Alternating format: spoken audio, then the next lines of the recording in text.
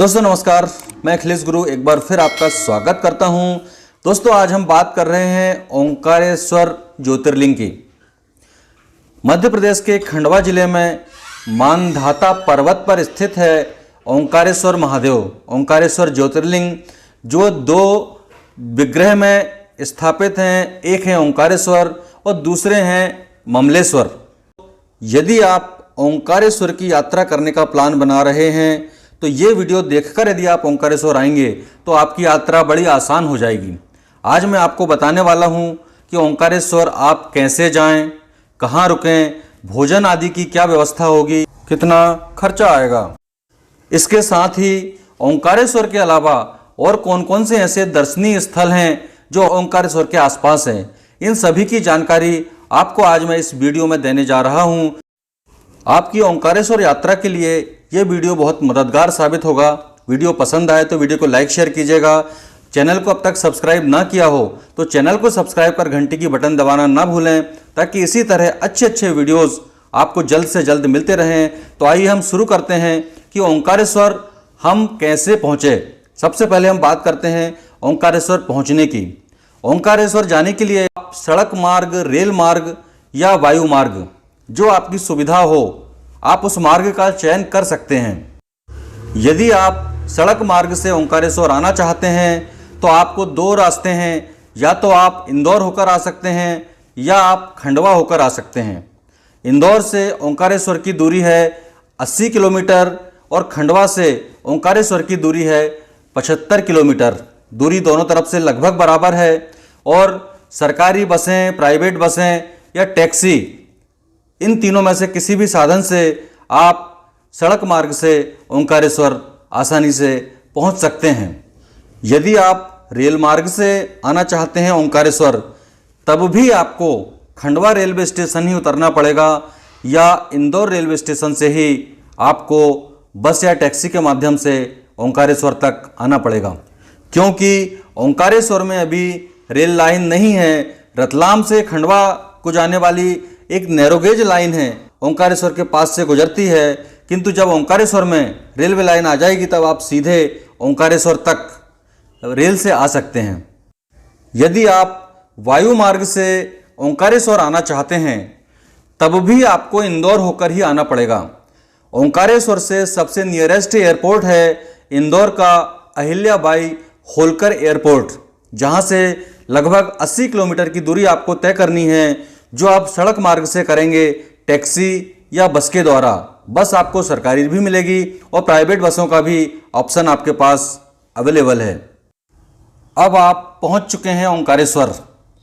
ओंकारेश्वर में भोजन आदि की क्या व्यवस्था है, पहले हम उसकी बात करते हैं, फिर हम रुकने की बात करेंगे। यहाँ ओंकारेश्वर मंदिर ट्रस्ट का एक प्रसादालय, ओंकार प्रसादालय चलता है, जहाँ 20 रुपये प्रति व्यक्ति के हिसाब से हम भरपेट भोजन कर सकते हैं। अब हम बात करते हैं दूसरे विकल्प की।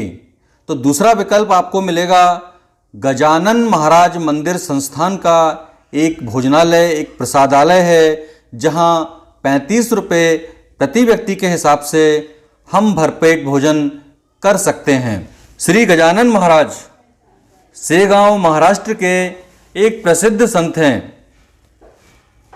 मंदिर संस्थान की तरफ से ओंकारेश्वर और नासिक में भी रहने की और खाने की व्यवस्था भक्तों के लिए की गई है।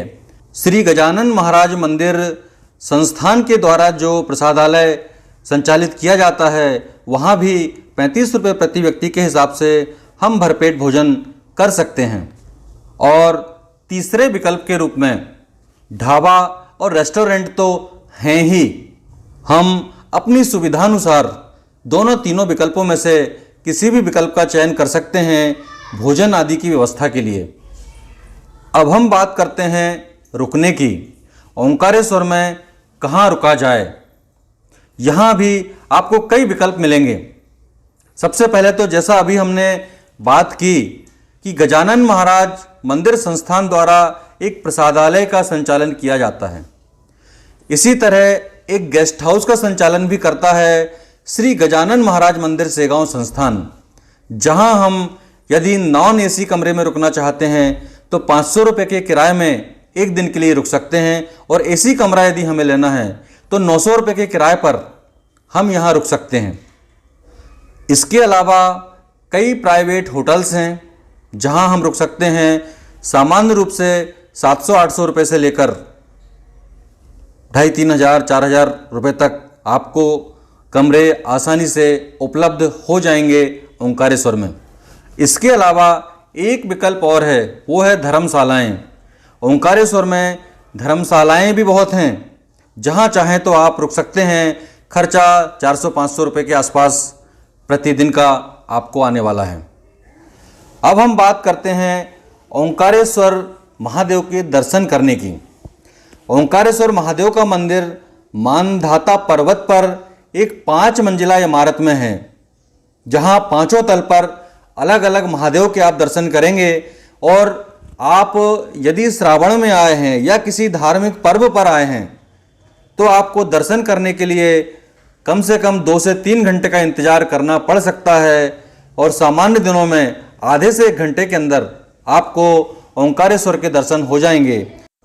5 मंजिला मंदिर, जिसके प्रथम तल पर ओंकारेश्वर विराजित हैं, दूसरे तल पर उज्जैनी के महाकालेश्वर विराजित हैं, तीसरे तल पर आप जाएंगे तो आपको सिद्धनाथ महादेव के दर्शन होंगे, चौथा तल गुप्तेश्वर महादेव के लिए है। इसी तरह 5वें तल पर जब हम पहुंचते हैं तो ध्वजेश्वर महादेव के दर्शन हमें होते हैं ओंकारेश्वर मंदिर के प्रांगण में ही।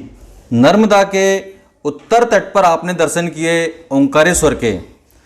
ओंकारेश्वर का एक और विग्रह जो ममलेश्वर के नाम से विख्यात है, ये स्थित है मां नर्मदा के दक्षिण तट पर।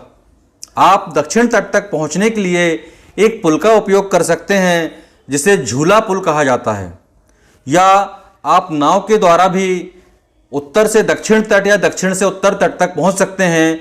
नाव या बोट वाले 20 रुपये प्रति सवारी लेते हैं आपको इस पार से उस पार ले जाने के लिए। झूला पुल से या बोट के माध्यम से नर्मदा को पार करके आप आ जाते हैं ममलेश्वर के दर्शन करने। ममलेश्वर के दर्शन करते हैं और ममलेश्वर के आसपास ही कुछ और 2-4-5 मंदिर है, जहां पैदल जाकर आप उन मंदिरों में भी दर्शन कर सकते हैं। ओंकारेश्वर महादेव जिस पर्वत पर विराजमान हैं उसे मानधाता पर्वत कहा जाता है, या ओम पर्वत के नाम से भी जाना जाता है। तो ओम पर्वत या ओंकारेश्वर पर्वत की परिक्रमा करने का विधान भी है। लगभग 8 किलोमीटर की परिक्रमा है, जिसे 3-3.5 घंटे में आप आसानी से कर सकते हैं। और इस परिक्रमा के दौरान आपको और कई अन्य मंदिरों के दर्शन होंगे। बड़े खूबसूरत खूबसूरत मंदिर हैं। नर्मदा और कावेरी का संगम स्थल आपको मिलेगा। आधी परिक्रमा नर्मदा के किनारे किनारे आप करेंगे और आधी परिक्रमा कावेरी नदी के किनारे करते हुए आप वापस वहीं आ जाएंगे जहां से आपने परिक्रमा प्रारंभ की है। अब हम बात करते हैं कि ओंकारेश्वर में आपको कितना समय लगेगा ये सभी दर्शनीय स्थलों तक जाने में, मंदिर के दर्शन करने में और परिक्रमा करने में। यदि आप सुबह ओंकारेश्वर पहुंच जाते हैं तो शाम तक का समय भी पर्याप्त समय होता है, जहां आप सभी मंदिरों के दर्शन भी कर पाएंगे और परिक्रमा भी कर पाएंगे।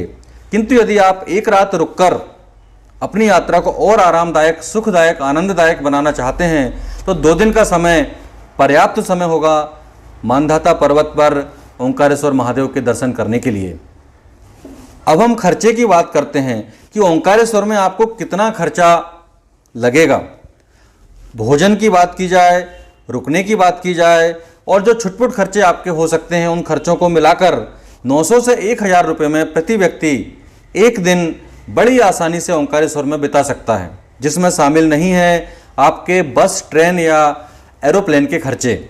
अब हम बात करते हैं ओंकारेश्वर के आसपास के कुछ दर्शनीय स्थलों की।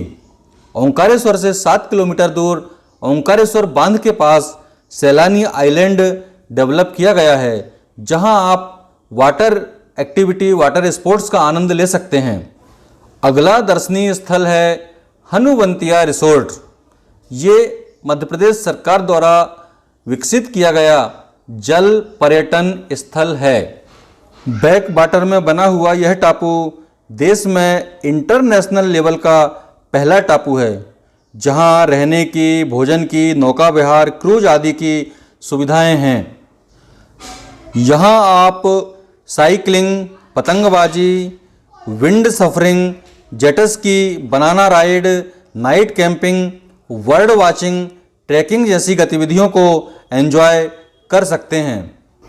अब हम और आगे चलते हैं खंडवा में स्थित दादा धूनी वाले दरबार में, जहां छोटे दादाजी और बड़े दादाजी की समाधि स्थल है, जो भक्तों के लिए पूजन के समय को छोड़कर 24 घंटे दर्शनों के लिए खुला हुआ है।